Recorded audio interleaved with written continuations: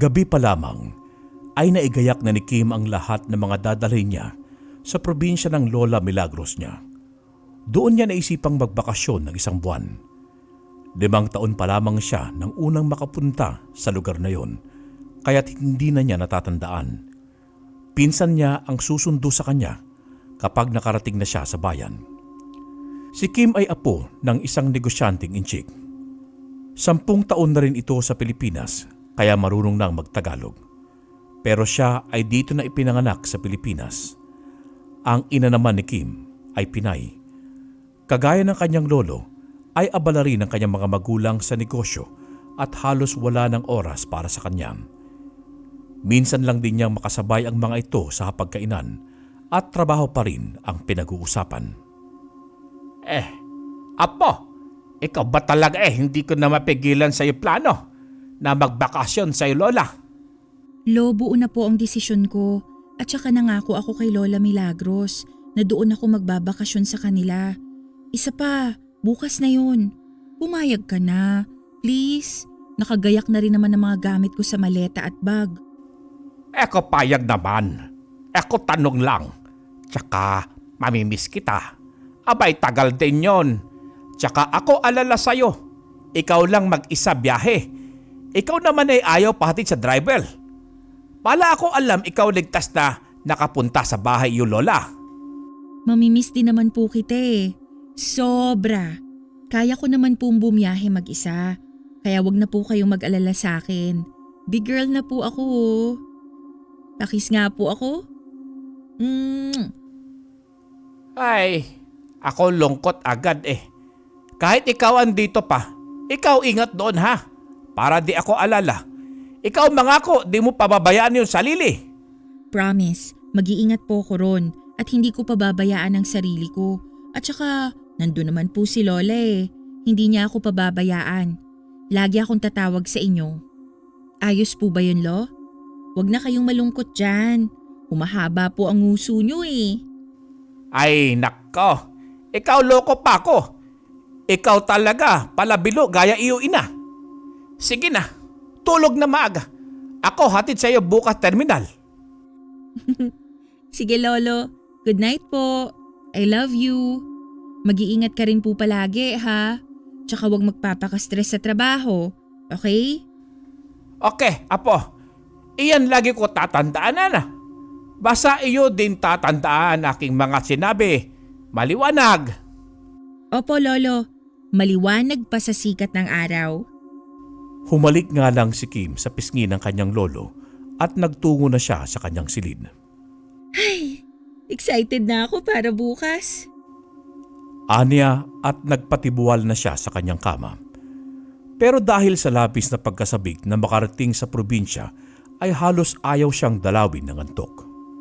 Kinabukasan, inihatid nga siya sa terminal ni William. Umiiyak pa ang matandang lalaki at kulang na lang ay maglupasay ito. Sinabi naman ni Kim na wag na itong umiyak dahil sandali lang nalilipas ang mga araw at makakabalik din siya. Babay, aking apo. Ikaw wag paligaw doon ha. Opo, hindi po. At saka wala pa po sa isip ko yan. Relax lang po kayo. Si Lola lang po ang pakay ko ron at si Bruno. Humakbang na nga siya palayo at muling lumingon kay William. Ikinaway niya ang kanyang mga kamay, kaya't kumaway din ito sa kanya. Habang patungo siya sa bus kung saan siya sasakay patungong probinsya, ay tumulo na rin ang mga luha niya. Kanina pa kasi niya ito pinipigilan dahil ayaw niyang makita ang lolo niya na umiiyak siya. Pagkasakay niya sa bus ay tinext niya ang kanyang mami. Kaagad naman itong nag-reply at sinabing mag-iingat siya roon. Sa buong biyahe nga ay wala siyang ginawa kundi ang makinig ng musika at matulog. Ilang oras din ang biyahe kaya't nakaramdam siya ng pagod. Mabuti na lamang at nakarating na siya sa kanyang pupuntahan. Kaagad na niyang tinext ang pinsan niyang si Bruno na naroroon na siya sa paradahan ng tricycle. Ilang sandali nga lang ay narinig niyang may tumatawag sa kanyang pangalan. Nang lingunin niya ito ay nakita niyang kumakaway ito habang papalapit sa kanya. Bruno? Oh yeah! It's me nga! Long time no see, Akla! Aba, mas lalo kang gumanda. Grabe, ang kinis ng balat mo. Iba talaga Manila girl, no? Tapos, half chines ka pa. Pak na pak! Sobrang ganda. Nakakaingit ang beauty mo. Sana kasing ganda kita. Thank you, Insan. Ikaw rin. Maganda ka. Oo naman. Alam na alam ko yan. Actually, tayong dalawa lang ang nakakaalam. Halika na. Akin na yung maleta mo. Sasakay na tricycle. Pagod ka na, no? Sobra. Gutom na rin. Ang layo nito.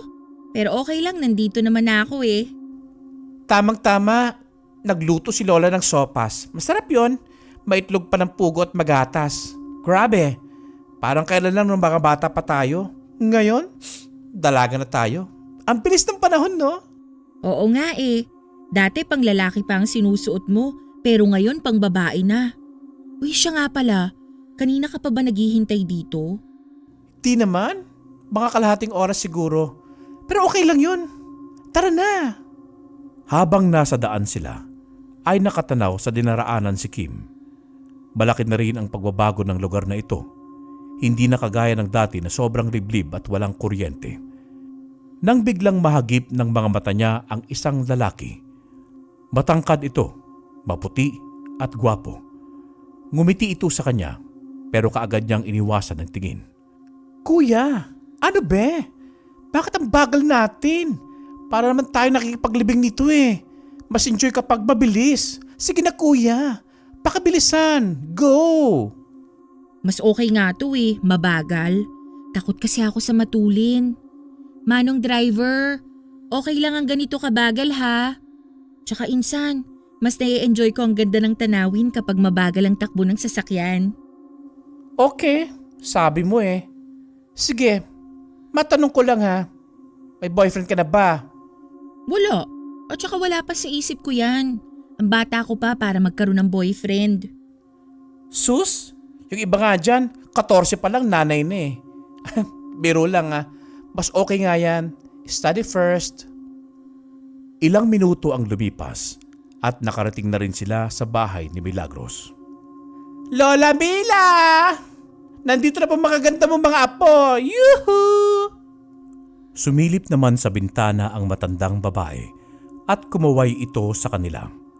Kumaway nga rin si Kim at patakbong umakyat sa hagdan at tinungo ang pinto. Uy! Anong tinitingin-tingin nyo dyan ha? Walang artista dito. Artistahin lang at ako yon. Pang-osisero at osisero mga bading. Pagsiuwi na kasi yung mga bahay. Tapos na ang palabas. Kumusta ang biyahe, Apo? Napagod ka ba? Halika, tuloy ka. Napagod po, pero ngayong nakita ko na po kayo, bigla pong nawala yung pagod ko eh. Namiss kita, Lola. Hindi ka na kasi ulit bumisita sa bahay eh. Hirap na rin kasi ako sa pagbiyahe. Alam mo na, patanda na ng patanda ang lola ninyo. Pero hindi halata. Di ba Kim? Opo, hindi halata. Kasi ang ganda-ganda mo pa rin po. Ay nako, nambola pa kayong magpinsan. Kumusta na pala ang mami mo? Ayun po, busy sila sa negosyo. Inaaya ko nga po sila rito kahit ilang araw lang. Pero ang sabi niya, next time na lang daw po. Pero malay mo magpunta nga siya. Nakakatampo yung mami mo ha? Pero ayos lang, nandito ka naman eh. Nung ganyang edad ang mami mo, magkahawig na magkahawig kayo. Oo nga po eh, nakita ko po yung mga pictures niya nung dalaga pa siya. Parang pictures ko po yung pinagmamasdan ko eh. Nakakatuwa nga po eh. Oh, sige lang ha. Magtsikahan muna kayo dyan. Ilalagay ko lang itong mga gamit mo sa kwarto ko. Tumango naman si Kim at nagpasalamat kay Bruno. Pagkabalik nga nito, ay inaya na sila na magmerienda. Kaagad namang tumayo ang maglola at nagtungo sa kusina. 1 month ka dito, right? Hindi ka kaya maboard dito. Alam mo na, sanay ka sa ingay na Maynila. Bakit naman ako mabubore? Marami namang mapapasyalan dito, di ba? Gaya na lang ng dagat. Exactly! Pwede rin tayo mag-hiking. Masaya yun. Pero mas masaya kung marami tayo. Ang boring naman no kung dalawa lang tayo. Mas bongga kung may fafa, di ba? Tapos mga pogi at macho. Ikaw talaga Bruno, umatake na naman yung pagiging bakla mo. Lola Mila naman, segundo kung bakla no? Para ka namang hindi nasanay sa akin. Para kang others eh. Bata pa lang ako. Ikaw na nag-alaga sa akin mula namang ibang bansa si nanay. Basta, mag-iingat kayo. Lalo ka na Kim. Baka matipuhan ka ng hindi nakikitang mga nilalang. Lalo na't ngayon ka lang ulit bumalik dito. Sus, yan na naman si Lola. Engkanto na naman yung tinutukoy niya no. Totoo ba talaga mga yan? Parang hindi naman. Lalo na ang aswang. Hindi ka panipaniwala na may mga ganyang nilalang. Kwentong baryo, hehe. Totoo sila Bruno. Ako mismo ay nakakita na. Ang lolo isko mo nga, nakaengkwentro pa ng aswang na layog eh. Tsaka ng hari mo dun. Basta. Saka na ako maniniwala kapag nakita na lang dalawang cute kong mga mata. Kumain na nga lang tayo ng kumain. Lola, baka matakot tong si Kim at umuwi agad yan ng Maynila. Wala naman na sigurong ganyan sa panahon natin ngayon no. Huwag kang mag-alala Bruno. Hindi naman ako matatakutin eh. Pero tama si Lola, kailangan pa rin nating mag-ingat. At kahit papano, paniwalaan natin ang mga aswang at engkanto kahit hindi tayo sure kung nag-i-exist ba talaga sila. O siya, sige na nga. Kaya na naman ni Lola magkakampi. Kawawang bakla na naman ako. Wala nang ang jowa, wala pang kakampi. Charot. Pagsapit ng gabi ay hindi pa rin dinadalaw ng antok si Kim. Kaya naman bumangon siya mula sa pagkakahiga at lumabas ng kwarto nila ng kanyang pinsan. Nagtungo siya sa terasa at dinama niya ang malamig na simoy ng hangin. Pumikit pa siya upang masdamhin ito. Pero bigla rin siyang napamulat ng mga mata nang marinig niyang may kumakaluskos sa labas. Pagkatapos nito ay narinig niya ang pag-angil ng hayop. Dahil sa takot ay tumakbo siya pabalik at sakto namang nakasalubong niya si Bruno. Oh, insan, bakit ka lumabas ng kwarto? Di ka ba makatulog? Tsaka bakit parang takot na takot ka? Namumutla ka oh. May alaga ba kayong hayop dito? Hayop? Wala. Ako lang ang hayop dito. Ang pinakamagandang hayop sa balat ng lupa. Pwede rin Diyosa. Bakit mo natanong?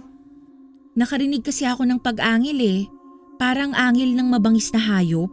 Gaya na lang ng tigre.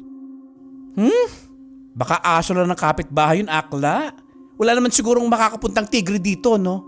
Mabuti pa, matulog na tayo. Antok lang yan. Tsaka maaga pa tayo maglalakad-lakad sa beach bukas. Tumango naman ang dalaga at ikinawit na ang braso niya sa braso ng kanyang pinsan. Sa muli niyang paghiga, sa wakas dinalaw na rin siya ng antok. Pero nagising siya sa mga pagtahol ng mga aso mula sa kapitbahay. At maya-maya lang, nakarinig siya na tila ba may kumakamot sa yero. Nakakangilo ang tunog nito. Dahil sa kuryosidad kung ano ang ingay na yon mula sa bubong, ay ginising niya si Bruno. Ano ba, akla? Bakit mo kinising? Ang ganda-ganda ng panaginip ko eh. 1 inch na lang maglalapat na ng mga labi namin ng boyfriend ko sa panaginip. Ano pa kasi yun? Naiihi ka ba? Sorry kung naistorbo ko yung tulog mo, insan. Ano kasi, may naririnig akong may parang kumakamot sa yero. Halatang matulis yung kuko. Baka aswang yun, insan. Walay na. Nalason na ni Lolang isip mo. Aswang? Grabe ka. Baka pusa lang yun, no? Marami talagang pusa dito eh. Pero hindi ka ba nagtataka? Bakit naman kakalmutin ng pusa ang yero? Oo nga, no? Pero malay mo, nagpupusayero tapos akala niya na matatabunan niya. Huwag mo na intindihin yun. Pusa lang yun, okay? Pusa! Gusto niyang kumbinsihin ang sarili na pusa nga lang ang narinig niyang yun.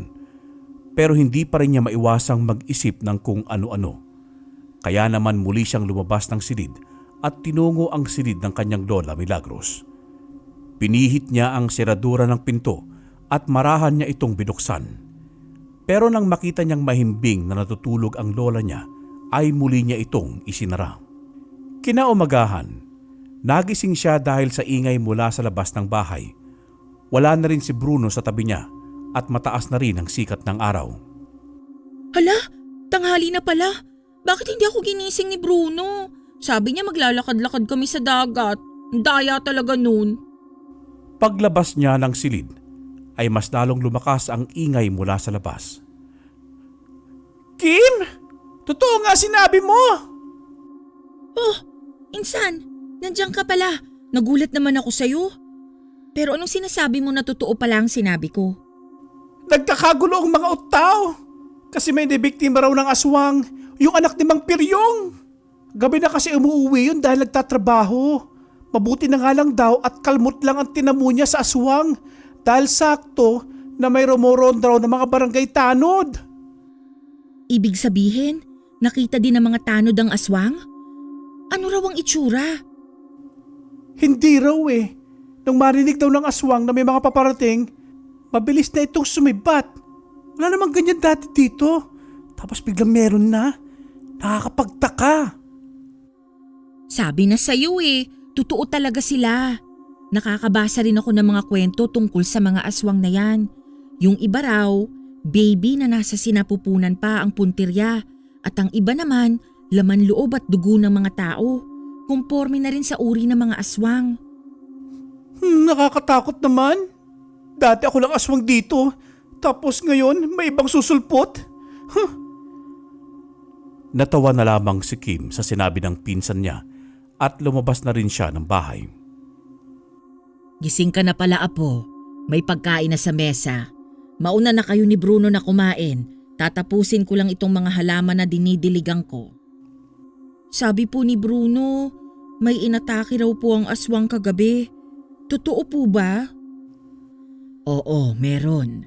Mabuti nga lang at hindi ito nakain ng aswang. Mukhang nag-uumpisa na silang bumaba dito sa lugar natin. Kaya mag-iingat kayo ni Bruno.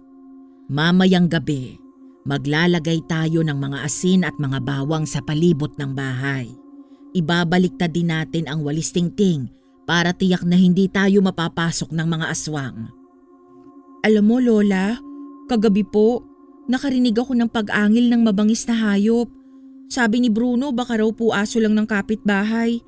Pero kakaiba po talaga yung pag-angil Tapos nakita ko sa bakod na parang may nakatingin sa akin. Mapupula ang mga mata. Ganun po. Tapos ito pa po, nung nakatulog na ako, bigla akong nagising kasi may kumakamot sa bubong. Halatang matutulis po ang mga kuko Pero sabi na naman ni Bruno, baka pusa lang daw po. Naku! Nadaan pala dito ang aswang na yon. Mabuti na lang at hindi siya lumapit sa'yo at hindi ka niya sinaktan. Kapag ganon, wag na wag kayong lalabas ng gabi, Apo. Mga gutom sa dugo at laman loob ng tao ang mga aswang na yan. Wala na yang pipiliin kahit sino. Opo, Lola. Dahil po dyan, mag-iingat po ako. Ay kung umuwi ka na lang kaya. Ayoko naman po, Lola. Kararating ko lang tapos uuwi na ako agad. Nag-aalala kasi ako sa'yo, Apo. Mukhang nakita ka ng aswang at sinundan ka para puntiryahin. Alam siguro niya na dayo ka rito. Naputol naman ang pag-uusap nila nang sumigaw si Bruno at sinabi nito na tumatawag ang mami niya. Pagkatapos nilang mag-usap ng kanyang mami, ay nagtungo na siya sa kusina para kumain ng almusal. Inaya na rin niya ang pinsan niya maging ang kanyang lola. Pagsapit ng tanghali, ay pinapanood niya sa pagluluto si Milagros at nagpaturo na rin siya kung paano magluto ng sinigang na baboy. Bagay na hindi niya natutunan dahil puro aral lamang ang pinapagawa sa kanya ng kanyang ina. Ganun ba talaga yon, Lola? Kapag po ba laging masama ang lasa ng luto ni Mami kasi masama po ang loob niya? Biro lang po. Kung maibabalik ko lang ang panahon, hindi ko dapat sila iniwan. Pero nagawa ko lang naman yun kasi ako na lang ang bumubuhay sa aming tatlo mula nang namatay ang lolo mo. Masama ang loob niya sa akin kasi feeling niya pinabayaan ko sila na mas pinili kong mangibang bansa at mag-alaga ng ibang bata habang sila'y napapabayaan ko. Sabi pa niya sa akin, mas kailangan nila ang presensya ko, ang pag-aalaga ko kesa sa material na bagay. Tama naman siya, pero kailangan din namin ng pera para mabuhay. Alam ko pong naiintindihan yun ni Mami. Tsaka matagal naman na po yun, di ba? Isa pa, para rin naman sa kanila yung ginawa mo. Kapag magkasama kami ng mami mo, dama ko yung panlalamig niya sa akin. Nasanay na siyang wala ako sa tabi niya eh. Hala oh! Nagluluto lang ng sinigang. Nagkadramahan pa. Baka imbis na maasim yan, maging mapait yan ha. Ikaw talaga insan, panira ka ng moment. Patulo na yung luha ko eh, bumalik pa. Tama na kasi yung drama-dramahan na yan na para bang pang teleserye. Di ba gusto mo maglibot sa dagat? Tara, mag-alas 5 na ng hapon. Mas masarap maglakad-lakad sa dalampasigan kapag hapon kasi malamig na. Ipagpabukas nyo na yan. Mas okay na umaga kayo magpunta sa dagat kaysa sa hapon. Bakit naman Lola? Dahil baka may lumitaw na aswang sa dalampasigan? Tumango na lang ang matanda at muli nitong hinarap ang nilulutong ulam. Sinabi pa nito na malapit na itong maluto kaya makakakain na sila ng tanghalian. Ipinagpabukas na nga na magpinsan ang pagpunta sa karagatan. Alas 5 pa lang ng umaga ay umalis na sila ng bahay at nagtungo roon. Alisin mo yung tsinelas mo, insan. Mas masarap maglakad-lakad kapag nakapaa. Pinong-pino naman itong nasa gilid, oh. Sige insan. Grabe, ang ganda dito. At saka ang gaganda ng mga bato oh. Pwede ba tayong mamulot? Gusto ko kasing mag-uwi eh. Maraming halaman sa bahay. Oo naman, insan, no? Bakit naman hindi? Dito nga lang din kami nangunguha eh. Nilalagay lang namin ni Nora sa mga paso niya. Nakita mo naman yung nasa harap ng bahay, di ba? Dito galing yung mga batong yun. Oo, nakita ko nga. Ang ganda. Tara, mamulot na tayo. Wait lang. Hanap lang ako ng pwede natin paglagyan dito. Dito ka lang ha. Baka madukot ka ng engkanto. Joke. Pag-alis ni Bruno sa kanyang tabi, ay muli niyang inilinga ang paningin sa paligid. Manghang-mangha siya sa ganda at katahimikan ng karagatan. Napasabi na lamang siya sarili niya na dito magandang magtungo kapag nais mong mapag-isa at maging payapa ng pansamantala ang iyong kaisipan. Nang biglang mapunta ang paningin niya sa direksyon ng lalaking nakatayo sa gilid ng malaking bato at nakatingin ito sa kanya. Hindi ito kalayuan sa kanya, kaya't kitang-kita niya ang itsura nito. Mabilis naman niyang iniwas ang paningin dito, pero maya-maya lang ay muli niya itong tinignan. Subalit wala na roon ng lalaking. Nagtaka siya kung bakit napakabilis nitong nawala at para bang pamilyar ang lalaking yon sa kanya. Akla! Here na oh! May napulot akong plastic bag. Kaso iisa lang. Hati na lang tayo. Hoy! Bakit tulala ka? Anong meron sa malaking bato? Insan, may lalaki akong nakita kanina. Nakatingin siya sa akin pero nung tinignan ko siya ulit, bigla siyang nawala. As in biglang nawala? Baka naman di mo lang napansin na may pinuntahan siya. May ganun ba na biglang maglalaho? Ano yun? May kapangyarihang maglaho? Wala naman siyang ibang pupuntahan eh. Ang layo ng cottage oh. Imposibleng makarating siya doon ng ilang segundo lang. O baka naman namamalikmata ka lang. Naakala mo'y may lalaki doon pero bato lang talaga nandoon. Wala naman ako nakitang tao dyan kanini. Guni-guni mo lang yan, Akla. Meron talaga eh. Kitang-kita ng mga mata ko. At saka parang nakita ko na siya. Ay oo, naaalala ko na. Nung pauwi tayo, nung sinundo mo ko, nakita ko siya sa daan. Tapos nakatingin siya sa akin. True? Baka siya ng destiny mo? Ay, ano nga pala itsura? Pogi ba o tsaka? Pogi siya. Talaga? Nasaan siya? Nasaan? Ayos ah. Nung nalamang pogi, nagka-interes ng hanapin. Nawala nga, di ba? Hay, basta pogi nabubuhay ang dugo ko. Kapag nakita mo ulit siya, sabihin mo sa akin ha. Mapisil kung totoong tao. Baka engkanto eh. Biro lang. Hayaan na nga natin siya. Baka hindi ko lang napansin kung saan siya nagpunta. True lalo. Tsaka kaaga-aga para may lumabas na mga nilalang na gaya ng kinukwento ni Lola Mila. Namulot na nga sila ng mga puti at magagandang mga bato. Labis silang nalilibang sa pamumulot hanggang sa hindi na nila namamalayan na nakakalayo na pala sila. Hala, ang layo na natin, insan. Ayos lang yan. Malalakad pa rin naman natin yan eh. Insan, nakapunta na kayo sa kakahuyan na yan? Yan ba? Nako, hindi pa. Paano ba naman kasi may bali-balita na kapag nagpunta raw sa kakahuyan na yan, hindi na makakalabas pa ng buhay. May magnobyo raw na nagpunta dyan at hindi na nakauwi pa. At magpahanggang sa ngayon, hindi na sila natagpuan. Nakakilabot, di ba? Na baka kinain na sila ng aswang o di kaya'y binihag. Seryoso? Matakot naman. Joke! Nabutla ka naman na dyan. Malamang nagtanan lang yung mga yun, no? Tsaka, kaya sila nanakot ng mga tao para wala magpunta dyan. May mga ahas kasi dyan eh. At para wala na rin magputol ng mga punong kahoy. Nakahinga naman ng maluwag si Kim nang malamang hindi naman pala yun totoo. Sheesh! Ang gaganda ng mga bato. Akla, yun o. Dali, puntahan natin. Teka lang, insan. Ayun na naman yung lalaki, oh. Ha? Saan? Wala naman eh. Ayun nga, oh. Malapit sa parang kuweba ba yan? Hindi mo ba nakikita? Wala naman. Kuweba lang yung nakikita ko. Pero walang poging lalaki dyan. Pugo meron. Charis. Nantitrip ka, Akla. Ang lakas mo. Hala, insan. Nakatitig siya sa atin. Bakit hindi mo siya nakikita? Ayun nga, oh. At saka nag-iiba ang itsura niya. Humahaba ang tenga niya at tumutulis. Humahaba na rin ang buhok niya. Basta nagbabago siya ng itsura. Tapos, nakakasilaw na yung mukha niya. Kayong mga taga Maynila, prankster talaga, no? Diyan ka na nga. Wala namang tao eh. Grabe siya nagliliwanag. Ano yun? Poste ng Meralco? Mamumulot na ako ng mga bato. Hayun, no? Napakaraming magaganda.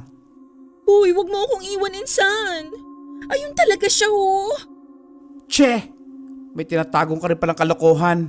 Tigilan mo ako, ha? Naglakad nga ito palayo kay Kim.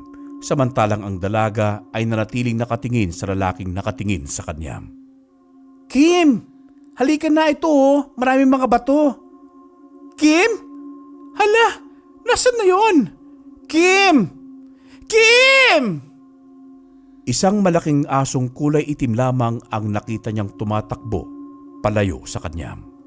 Paulit-ulit niyang tinatawag ang pangalan ni Kim, ngunit walang Kim na sumasagot at walang Kim na nagpapakita sa kanya. Naku po! Saan nagsuot ang babaeng yun? Bakit bigla na lang nawala na parang bula? Lagot ako nito kay Lola kapag may nangyaring masama. Kim! Nasaan ka ba? Lumabas ka na! Huwag mo ako biruin ng ganyan! Sasabunutan talaga kita once na makita kita! Hinanap niya rin ito sa mga malalaking bato at nagbabakasakali na nagtatago lamang ang dalaga roon. Ngunit wala talaga ito. Nag-umpisa na siyang kabahan at patakbong tinungo ang mga mangingisdang nakasakay sa bangka. Nang makalapit siya rito, ay kaagad niyang tinanong ang mga ito kung nakita ba nila ang kanyang kasama. Pero sabay-sabay lang na umiling ang mga mangingisda. Hala, nasa ka na ba, Kim? Diyos ko naman, bakit bigla-bigla ka na naglaho? Bigla naman niyang naalala ang lalaking sinasabi ni Kim sa kanya na nakikita nito. Kaya dali-dali niyang binitawan ng mga batong pinulot nila at tumakbo si Kim para makauwi. Humahangos at pawis na pawis siya nang makauwi. Lola! Lola, nasan ka? Lola! Oh Bruno, bakit ba tawag ka ng tawag? Nagwawalis ako sa likod ng bahay natin. Nasaan si Kim? Yun na nga po eh. Itatanong ko sana kung nakauwi na siya. Kim! Lumabas ka na, Kim! Abay, hindi pa. Wala siya rito. Hindi pa umuuwi. Hindi ba't magkasama kayo? Bigla po kasi siyang nawala habang namumulot kami ng mga bato sa dalampasigan eh. As in, sandali lang akong tumalikod sa kanya tapos paglingon ko wala na siya. Nakakapagtaka lang, Lola. Ang layo ng narating namin kaya posibleng makali siya agad doon nang hindi ko ba na nakikita. Mukhang may kakaibang nangyayari. Parang gusto ko maniwala sa'yo na may engkanto nga. Kanina kasi sabi niya, may lalaki raw siya nakikita. Gwapo raw. May sinasabi pa siya na nagliliwanag daw ang mukha nito. 2 beses na nagpakita sa kanya pero siya lang ang nakakita. Dahil ako yun, hindi ko makita. Kaya iniisip ko, pinaprank lang niya ako. What if engkanto nga yun o di kay aswang? Naku, natataranta ako, Lola. Diyos ko! Ito na nga bang sinasabi ko? Dapat hindi mo siya inalisan ng tingin. Bruno! Saan natin hahanapin ngayon ang pinsan mo? Lagot tayo nito. Halika, samahan mo ko. Bumalik tayo kung saan siya nawala. Hindi pwedeng mawala si Kim. Sige po, tara! Bumalik nga si Bruno sa dagat kasama si Milagros. Paulit-ulit nilang isinisigaw ang pangalan ng dalaga. Ipinagtatanong na rin nila ito sa mga taong nakikita nila. Pero kahit isa sa mga ito ay walang nakakakita sa dalaga, naging misteryoso ang biglang pagkawala nito. Hanggang sa inabot na sila ng tanghali ay hindi pa rin nila nakikita si Kim. Mabuti pa, Lola. I-report na natin ito sa barangay para may makasama tayo sa paghanap kay Kim. Lahat ay nagtaka sa ikinuwento ni Bruno na kung paanong sa isang iglap ay nawala ang dalaga. Gayunpaman ay tumulong pa rin ang mga ito sa paghahanap sa nawawalang dalaga. Tatawagan ko na po si tita para ipalaman nangyari kay Kim. Natatakot naman po ako dahil alam ko magagalit sila na sobra pero kailangan nilang malaman to. Sige Bruno, tawagan mo na si Myla. Hating gabi na, nang makarating ang lolo at mga magulang ni Kim sa probinsya, labis ang pag-aalala ng lahat. Nasaan ang anak ko? Hindi na namin siya nakita, anak. Ilang beses na kaming nagpabalik-balik sa dagat kung saan siya nawala. Pero wala na talaga siya ron. Inireport niyo na ba ito sa mga pulis? Hindi pa. Sa barangay pa lang. Saan ko mahanap aking apo? Handa ko ubos aking pera. Mahanap lang aking apo. Handa ako bigay malaking halaga sa kung sino man tao makakapagbalik sa kanya. Ako alaala na sa kanya. Hindi pwede to. Malakas po talaga ang kutob ko na engkanto dumukot sa kanya o di kaya aswang. Dahil kung naglakad-lakad kami sa dalampasigan, sinabi niya na sa akin na may lalaki nakatingin sa kanya at parang sinusundan daw kami nito.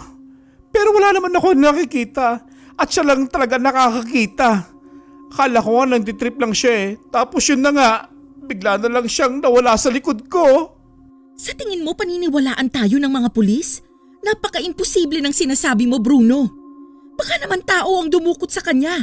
O hindi kaya nalunod na sa dagat ang anak ko. Kasalanan mo to, Nay eh. Pinapunta mo pa kasi si Kim dito. Saan natin siya ngayon hahanapin? Saan? Kung alam ko lang na mangyayari to, sana hindi ko na lang siya pinayagan na magbakasyon dito. Huwag mo naman akong sisihin, anak. Hindi ko naman ginusto na mangyari ito eh. Nangako ang mga bata na mag-iingat sila. Kaya naging panatag ako at pinayagan ko sila. Kahit kailan talaga pabaya ka eh. Pabaya ka na ngang ina. Pabaya ka pang lola. Kapag hindi nahanap si Kim, hindi kita mapapatawad.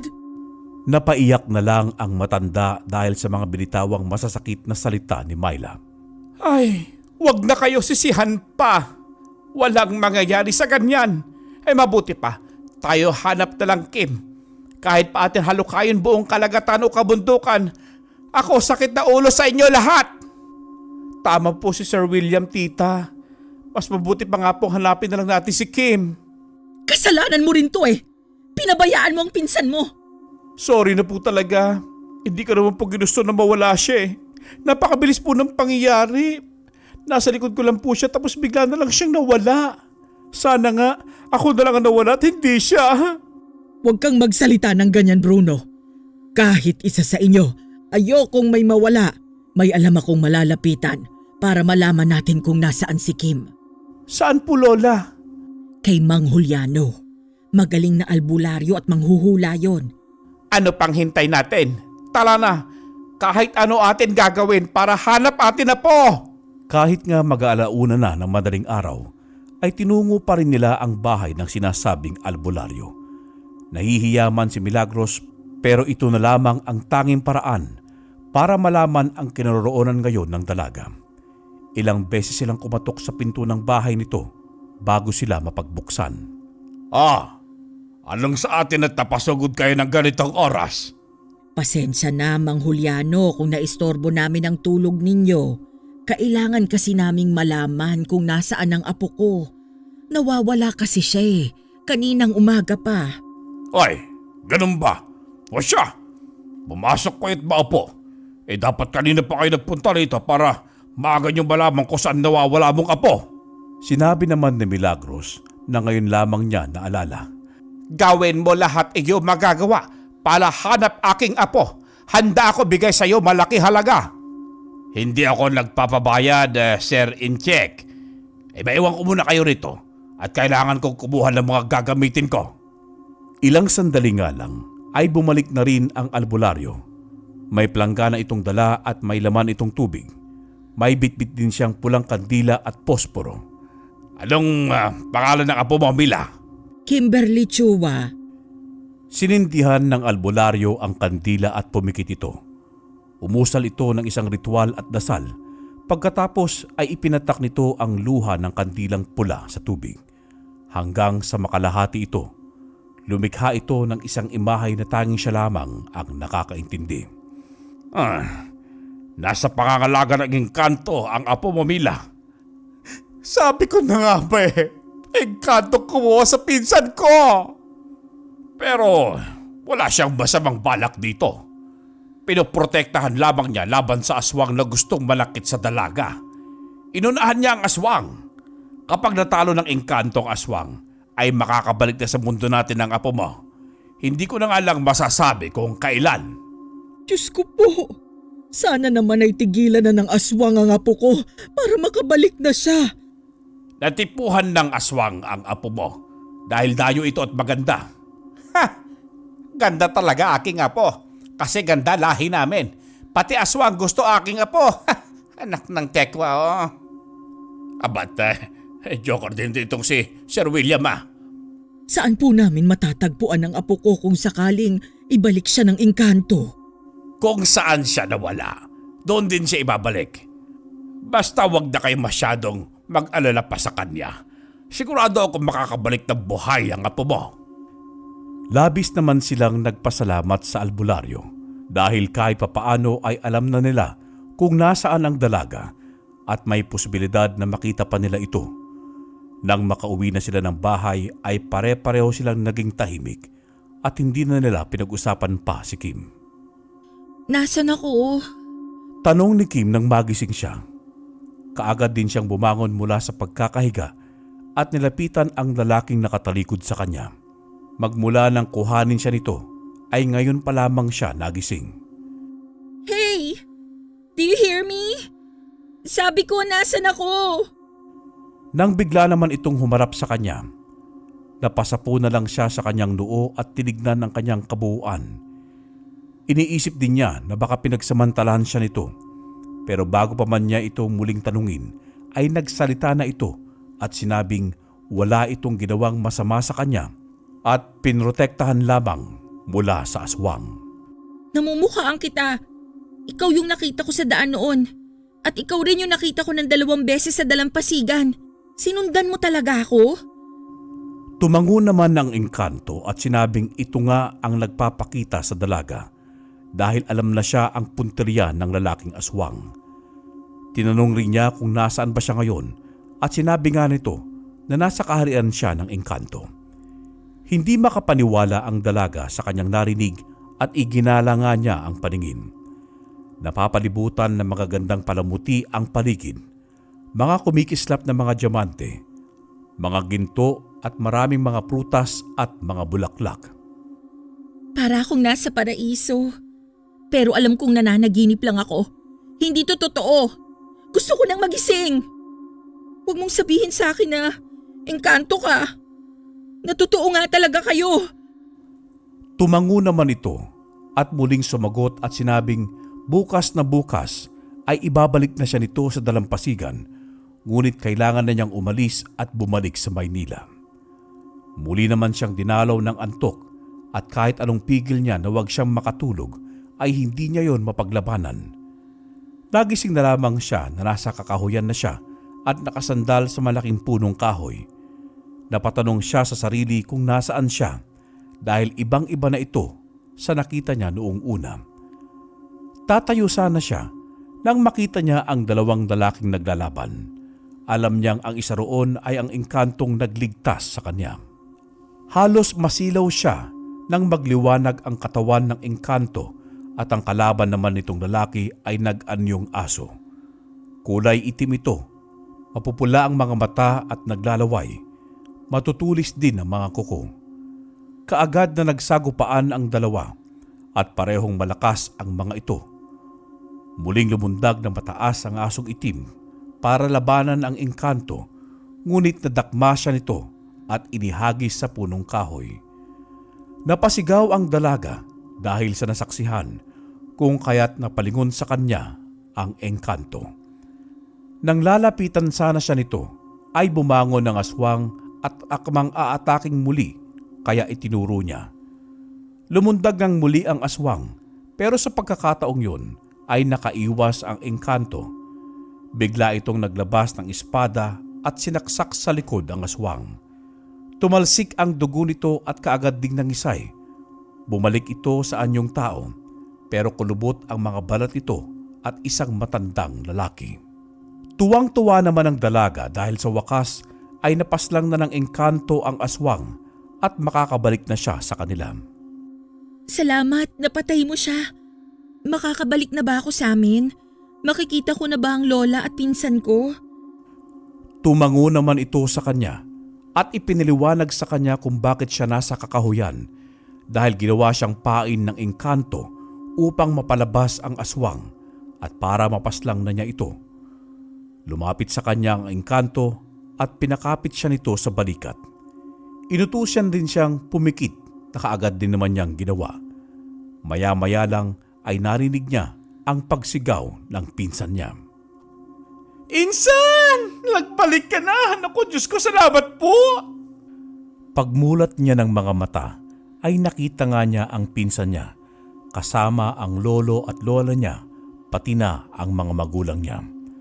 Napaiyak na lamang siya sa sobrang saya. Kaagad siyang niyakap ng mga ito. Ikaw ba ayos lang, apo? Di ka ba saktan ng kanto? Ikaw ba buo pa? Ayos lang ako, Lo. Hindi niya po ako sinaktan. Teka, bakit niyo po alam na engkanto ang kumuha sa akin? Nagpunta kami doon sa albularyo, akla. Nakita nga niya kung sinong kumuha sa'yo at kung nasaan ka sa pamamagitan lang ng pulang kandila ni pinatak sa tubig. Ang galing nga eh. So ano, natalo na ba na engkanto ang aswang kaya binalik ka na niya? Oo, natalo na niya. Ang galing niya nga eh. Mas malakas pala ang engkanto kaysa sa aswang. Butit hindi kanya pinakain ng pagkain nila. Dahil kung pinakain ka niya, hindi ka na makakaalis sa mundo nila at mananatili ka na roon habang buhay. Hindi naman po, Lola. Kaya nga po gutom na gutom ako eh. Wala siyang ginawa kundi protektahan po ako. At may sinabi nga po pala siya. Kailangan ko nang bumalik ng Maynila para hindi na ito maulit pa. Oo, Kim. Babalik na tayo sa Maynila ngayon din. Sobra kaming nag-alala ng lolo mo at ng daddy mo. Akala namin hindi ka na namin makikita at makakasama pa, anak. Patawarin mo kami, ha? Naging abala kami sa negosyo natin, kaya napabayaan ka namin. Hayaan mo, babawi kami sa'yo. Ayos lang po yun, Mami. Naiintindihan ko naman po eh. Pero sana po, bago tayo umalis dito, magkaayos na kayo ni Lola. Yung totoong okay na kayo, yung talagang napatawad mo na siya. Mahal na mahal ka po niya at wala siyang hangad kung hindi ang magkaayos po kayo. Tama iyo, anak Mahila. Hindi mo makakamit totoong kaligayahan sa buhay kapag ikaw may sama loob sa iyong magulang. Ikaw magpatawad na hanggat hindi pa huli lahat. Naiyak naman ang mag-inang sina Myla at Milagros at niyakap ang isa't isa. Pareho rin silang humingi ng tawad at nangakong babawi sa isa't isa. Aba, sali kami dyan ha. Payakap na rin kami. Ang sarap niyong pagmasdan. Kung ganyan lang ba sanang lahat ng tao, nagkakapatawaran, di happy-happy lang, di ba? Madilim na nagpaalam sila Kim.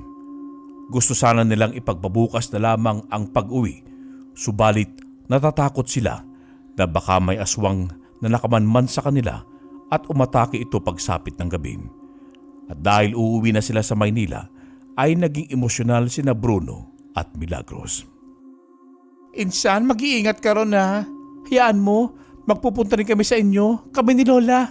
Kami naman ang bibisita sa inyo. Kayo rin mag-iingat dito at aasahan ko ang sinabi mo ha. Hihintayin ko ang pagbisita nyo ni Lola sa bahay. Sige na, Akla. Gora na kayo. Lalo ako'y gagabing sa daan eh. Mahirap na. Alam mo naman, mabango kayo mga dayo sa mga pangit na aswang na yun eh. Pagkatapos nga niyang yakapin ng dalawa ay umalis na sila. Hindi rin niya maiwasang malungkot. Ang isang buwan sana niyang bakasyon ay naging 3 araw lamang. Habang nasa biyahe, bigla na lamang tumirik ang sasakyan nila. Bababa pa lang sana ng sasakyan ang daddy ni Kim nang biglang may bumagsak sa bubong. Napakalakas ng pagbagsak nito na halos ikayupi ng kotse. Ano laglag na yon? Tingnan mo, Nathan, dali! Pero lahat sila ay nanlaki ang mga mata nang makita ang nakakatakot na nilalang sa windshield. Nakabaligtad ito at nanlilisik ang mga mata. Aswang po yan. Ganyan po ang nakita kong nakalaban ng engkantong nagligtas sa akin. Kaya niya rin mag-anyong aso. Nako, dami pala aswang dito. Wala lalabas ng sasakyan. Baka tayo dapat gawin pagkain yan. Kinakalmot naman ng aswang ang windshield at sa bawat pagkalmot nito ay napapatili ang mag-ina sa labis na takot. Inilabas din ng aswang ang matulis na dila nito habang tumutulo ang laway. Kung ako lang may kutsilyo dito, ako putol dila niyan. Loko aswang yan ah. Patay gutom. Biglang ang bumaba ang aswang at sa bintana ng sasakyan naman ito nagpunta at pilit itong binubuksan. Hindi tuloy nila malaman ang gagawin. Napayakap na lamang si Kim sa kanyang ina. Wala kasi silang pangontra at panlaban dito, kaya ganon na lamang ang takot at kaba na nararamdaman nilang lahat.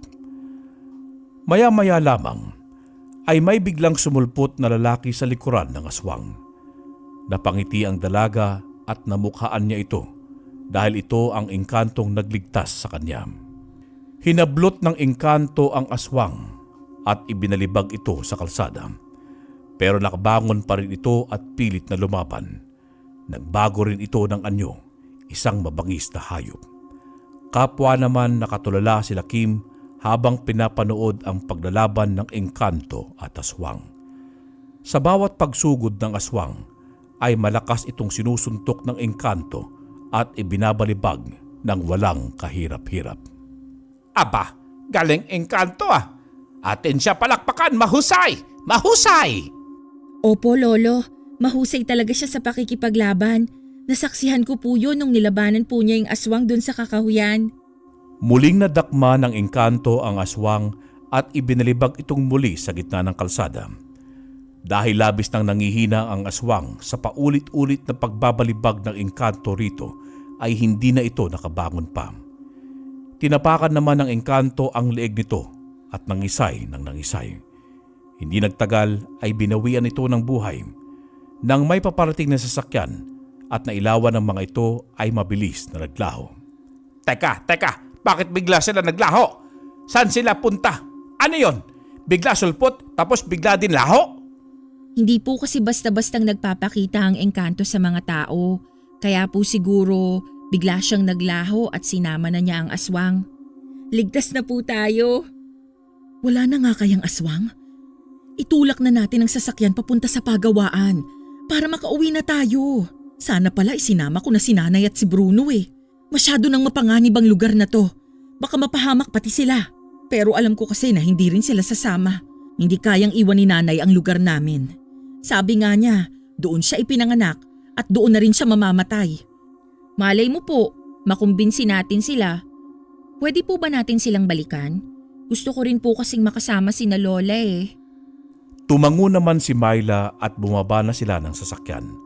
Nagtulong-tulong sila upang maitulak ang kotse. Pero muli itong umandar. Ibig sabihin ay tumirik lang ang sasakyan kanina dahil sa aswang. Muli silang bumalik sa bahay ni Milagros at kaagad silang nakita ni Bruno. Lola! Ay bumalik sila, Kim! Ano ka mo? Bumalik sila? Lola, tara na po. Mag-impake na po kayo. Doon na muna kayo sa bahay namin. May aswang po kanina sa daan at muntik na kaming mapahamak. Mabuti na lang at dumating ang kaibigan kong Engkanto. Muli niya akong niligtas. Kami nila, Mami. Ano? Ibig sabihin marami ng aswang dito? Ganon na nga, Lola. Kaya tama si Kim eh. Doon na muna tayo sa Maynila. Para na rin sa kaligtasan nating dalawa. Baka mamaya, ang baklang ito naman makursunadahan ng aswang. Ayoko mangyari yun, no? Ayoko! Hindi na nga nag-alinlangan pa si Milagros. Pabor din naman sa kanya yon upang makasama din niya ang kanyang anak, maging ang kanyang apo. Tumulong na rin sina Kim at Myla sa pag-impake sa mga dadaling gamit. Okay na ito. Mga pang OOTD ko lang ang dadalhin ko. Tutal, babalik pa naman kami dito. Oo, tsaka marami naman akong damit sa bahay. Isuot mo na lang ang lahat ng gusto mong isuot. Really? Oh, thank you so much, my beautiful cousin. Dahil doon ay napangiti silang lahat at dilisanin na nila pansamantala ang baryo nila Milagros. Sa wakas, makakarating na rin ako sa Maynila. Magiging Manila gay na ako. Ay, exciting! Ay, sus! Wala gawa, Diyos, bakla. Pakalalaki ka. Sayang, ikaw pa naman ganda lalaki sana. Sorry, Sir William. Ganito na po ako eh. Magandang bakla.